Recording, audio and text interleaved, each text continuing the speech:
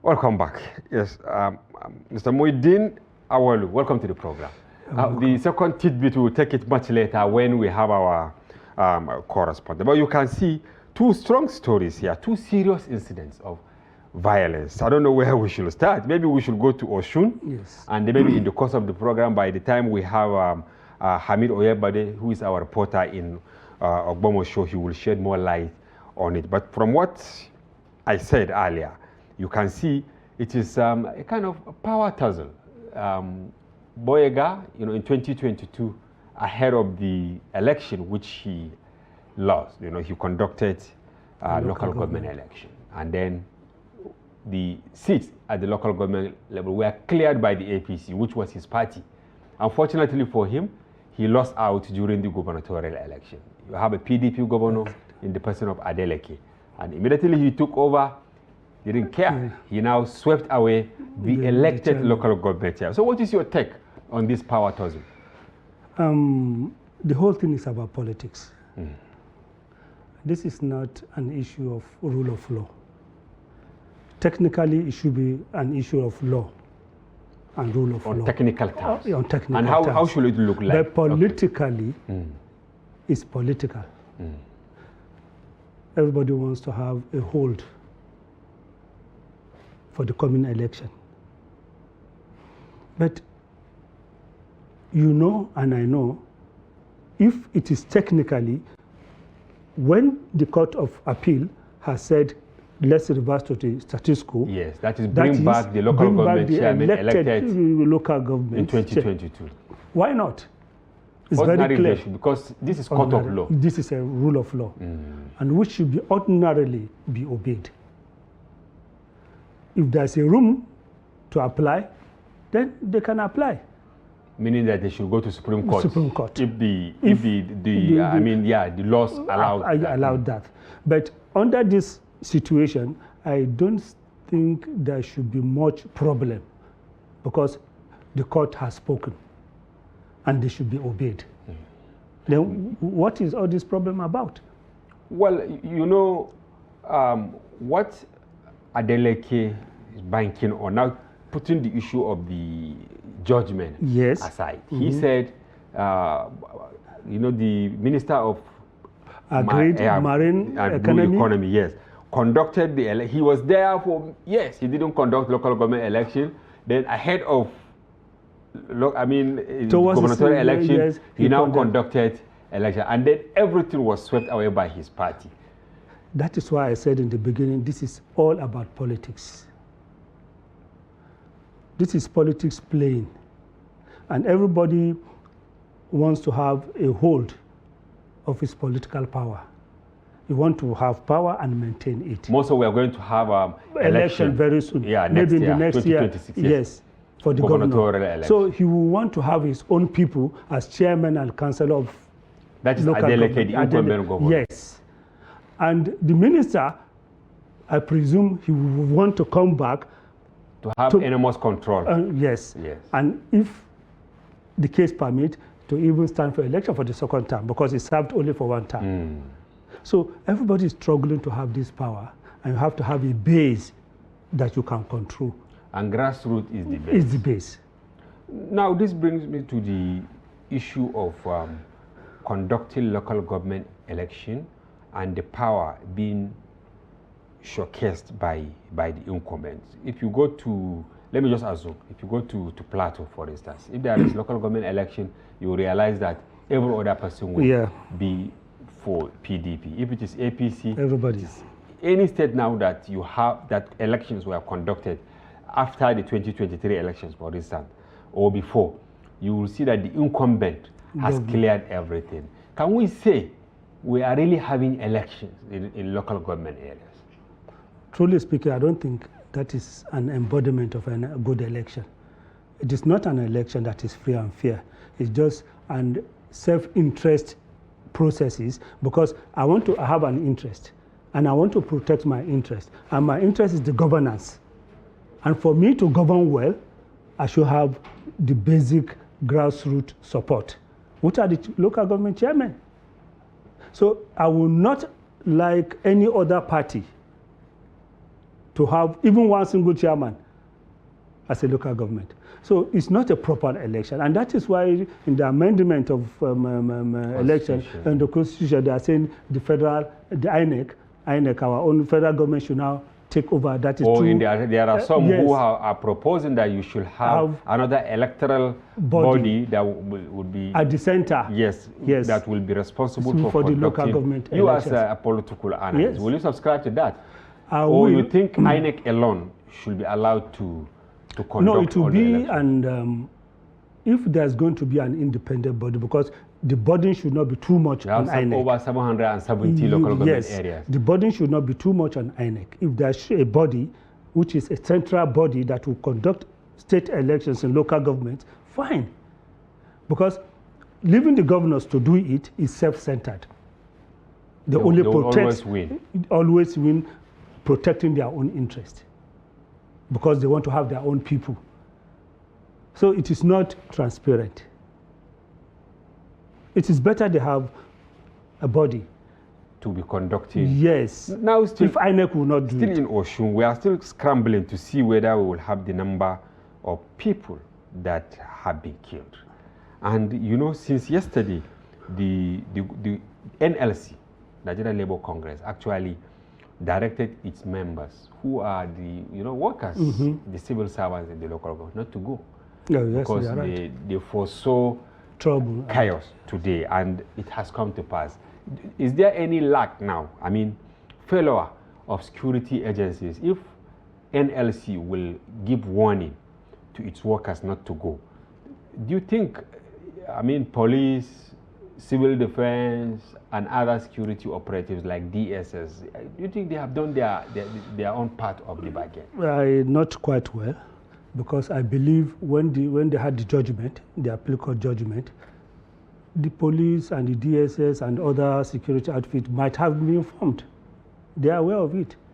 And they know that at any time, this elected chairman of local government will come back as stated by the court. So they should have prepared for it more. They should have foreseen what is coming and get adequate preparation for it. This killing is unnecessary. If adequate preparations and steps have been taken, knowing the judgment fully and the implementation that will occur thereafter. Yes.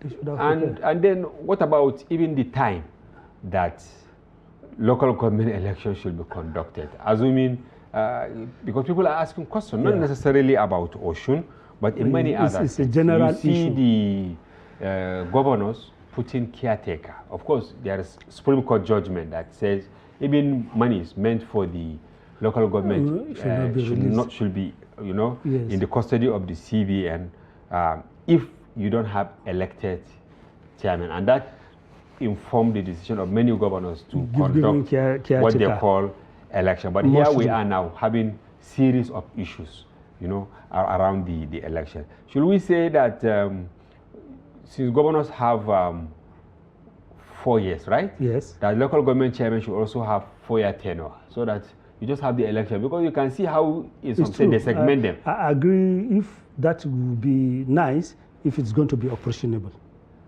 If chairman, make it a rule, they have 4 years as the governors. They should be elected as the governors. Together with the governors. If possible. That one will clearly give an understanding. It will reduce tension. Whether maybe by the time the governors are also struggling to win, their tendency to interfere with the local government election will be minimized. So I think why is that? Because of selfish interests, as I told you. Where you are the governor of a state, because you control fund. And thanks to the local government autonomy, that if not, because they dip into their funds and do whatever they like. So they wouldn't like that election to take place. But come to think of it, to say that there is an election. Yes. The governor is APC, for instance. You have maybe slots for 70 councillors. Yes. Or 50 councillors. Then 20 chairmen or 25 chairmen. Yeah. Now that all of these seats were cleared by one political party. Is it that politicians don't have really shame to say that I won everything? Honestly speaking, most of the governors, this is self-centered. As you said earlier. As I said earlier, because they only know, they don't know any other party than their party. And they will not trust any other than their own and people. They don't tolerate dissenting at all. Voices. No, they will not tolerate that dissenting voices. They don't know any other party than their own party. They don't want to know anybody coming in again beside their own people. It's a thing of interest. And there's lack of transparency in the whole process of the election. And that is why opposing parties cannot even win. But some people believe that very unlikely, even if you now ask INEC to conduct the local government election, the likelihood is governors will always have their ways. For instance, if you go to some states now, you realize that there is no single opposition in the State House of Assembly. And you know, the local, House of Assembly election is conducted by INEC. Yes. But then you have in a state, I don't want to mention, you know them, or you have just one or two. Most states. Yes, from the opposition political parties. So can we say the problem that we are facing at the local government level is not necessarily because it is SIECs, that is State Independent Electoral Commissions, that are conducting the election rather than INEC? Yeah, I agree with you to some extent, but again, there will be a reduced tension. If it is from the center? Yes, if it is from the center, rather than from the state. But Muhuyiddeen, when you look at it, when you go to US, even in UK, they don't have central agency that conducts election.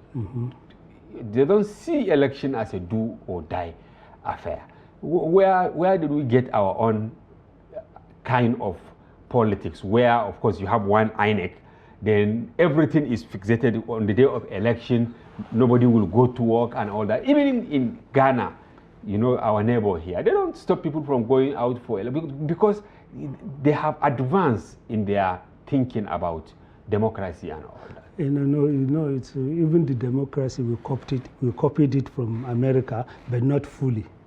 But we added salt, pepper, and all that on our to now fashion it to our own kind of democracy. Look, Nigeria, it's political issue. Who gets what and how do you get it in terms of power? So it's not about service delivery. It's not about service but delivery. about who gets what and how. You can get it by all means. That's all. As soon as they pronounce you, that's why the saying is very easy saying in Nigerian politics. Announce him. If he wins, then leave the rest, go to court, opposition. They will say, announce him, even if he doesn't win. And that is why politicians, they struggle to see that no matter what, they are announced. They are announced as winners. Because they believe when they go to court, it's an entirely different ballgame. Time factor. Even if they upturn the election. Somebody believes that within 1 year, you'll be able to recoup whatever he spent. This is our problem. Unfortunately, yes. Muhuyiddeen, now, maybe while we await our reporter in Osogbo, Hamid Oyebode, to join us, we will now move to Okay. Yes, very soon we'll touch Lagos and see what is happening. As I said earlier, the assembly has been sealed, and some people are alleging, especially the members, that DSS was deployed there, you know, in order to deter them from performing their duty. But then we got a statement from the DSS that they got a signal since on Friday or Saturday that something bad will happen in the assembly, and that is why they mobilized together with the police, civil defense, and all that. Why should change of leadership in the state assembly become an issue so rancorous that lives are even being threatened? It's a pity. I never thought it would reach that stage, the Lagos issue. You are impeached. So what? Which is around the confines of the law. But again, I don't blame the police, the DSS, and others because they might have that signal. They will not just go in without having a signal to come because they have perceived something coming up. I don't blame them. And if they hadn't been there, it could have been worse than what is happening now. Okay. That I don't blame them. All right. Shortly, we'll come back to Lagos. Okay. But in the meantime, we have our reporter from Osogbo, Hamid Oyabode. Hamid, welcome to the program.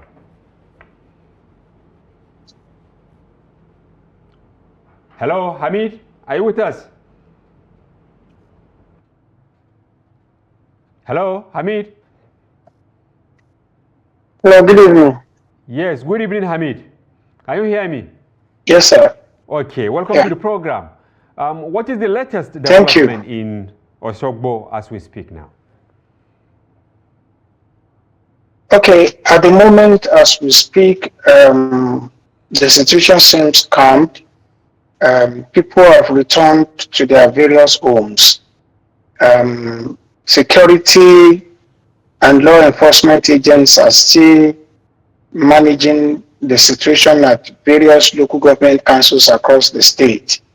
So as we speak this evening, people have retreated back to their various homes, and the situation is under control right now as we speak. Okay, we are not privy to number of casualty. Have you gotten any official figure from the police or any of the security agencies in this state? Okay, the police public relations officer for the Osun State Police Command, Yemisi Opalola, was not picking the calls as at this evening around 6 p.m. when I was calling her repeatedly. I called her repeatedly, she didn't pick the calls. But I was able to reach the State Commissioner for Information, Kolapo Alimi, and then speaking as the Commissioner for Information for the state, he confirmed that 6 people were killed in total. And he told me that out of these 6 people, that 5 were members of People's Democratic Party, PDP, and that 1, PDP, and that 1 is a member of the APC, a chieftain of the party and chairman of Irewoli local government area of the state. His name is Remy Abbas. So that was the confirmation. That was the only official confirmation, and it came from the State Commissioner for Information speaking on behalf of the state. Okay, you've been on ground. What do you think happened that led to the killing of these people? Okay, the former governor of the state, Adegboyega Oyetola, at the tail end of his administration when he was governor of the state, before he left, he conducted a local government election. So the People's Democratic Party challenged the outcome of that election at the Federal High Court in Osogbo. So the court heard the case, and eventually the court nullified that election. So I think at the same time, another political party, APP, also challenged the same election at the same Federal High Court. The Federal High Court gave 2 separate rulings on the 2 cases, that of the PDP and the one by APP. So the All Progressive Congress, APC, ran to the appeal court, Akure, to challenge the decision of the Federal High Court, Osogbo, which nullified the local government election conducted by Adegboyega Oyetola, the former minister and now, former governor and now Minister of Marine and Blue Economy. So the Court of Appeal eventually gave its judgment and then refers the decision of the Federal High Court, that is the appeal court, upturned the judgment of the lower Federal High Court. The implication of that is that the election as nullified by the Federal High Court is no longer nullified, is now valid, or is now legal, yes, or legitimate. Now, it is on the basis of that that the APC members, particularly the chairmen and councillors that were elected during that election, are saying that they are going back to the local government councils to take over leadership, or let me use the word resume, to resume duty, yes, as chairmen and councillors, having been in quote reinstated by the court through the judgment of the appeal court. Okay, I want to let me the judgment of the appeal court. Yes, Hamid, let me quote you now. At what level of his leadership was the local government election conducted? Was it after the gubernatorial election and he lost, or ahead of the gubernatorial election? After the gubernatorial election. When it was after he lost out, it was conducted the election. Yeah, after the gubernatorial election. I think just like maybe 2 months or thereabouts. Just you know, after the governorship election. Okay, now. So now the bone of contention now is that to members of the other case by the APP, in which the Federal High Court also nullified the same election. That is what the state government is relying on to say that the chairman cannot resume. Okay. Since that particular judgment of the Federal High Court still subsists. Okay. But the APC is claiming that both judgments by the Federal High Court, that the appeal court decision supersedes the both of them. Supersedes both of them. All right. That's Thank it. you very much, Abdullah. So, but the chairmen and councillors insisted that they are resuming back to office, while PDP insisted that they cannot be allowed at the local government councils. All right. Thank you very much, Hamid. Maybe tomorrow we'll still have you on the program or any of the programs of the Trust TV for update on what happens in Osogbo and all the local government areas there. Thank you for being there. You're welcome. So, Muhuyiddeen, you had him. Of course, maybe a question or two to wrap up this part of the program. Yes. So you can see, I think you said this earlier that, okay, there are two issues. So we can't say because it's a court issue. But then what is your call on both PDP and APC in Osun? To be calm. Okay. And for them to talk to their people. Because life is precious. For peace. And then for Lagos, what is your take on Lagos, that what does the former speaker want? He has been impeached. Let him go and rest. Become a floor member. Is there anything on that? He should accept whatever comes. All right. Thank you very much, Muhuyiddeen Auwalu, for coming to the program. And we hope to have you some other time. Thank you very much. It's a pleasure. And viewers, that's a wrap on the first part of this program. We will take a short break. When we return, the second half begins. Don't go away.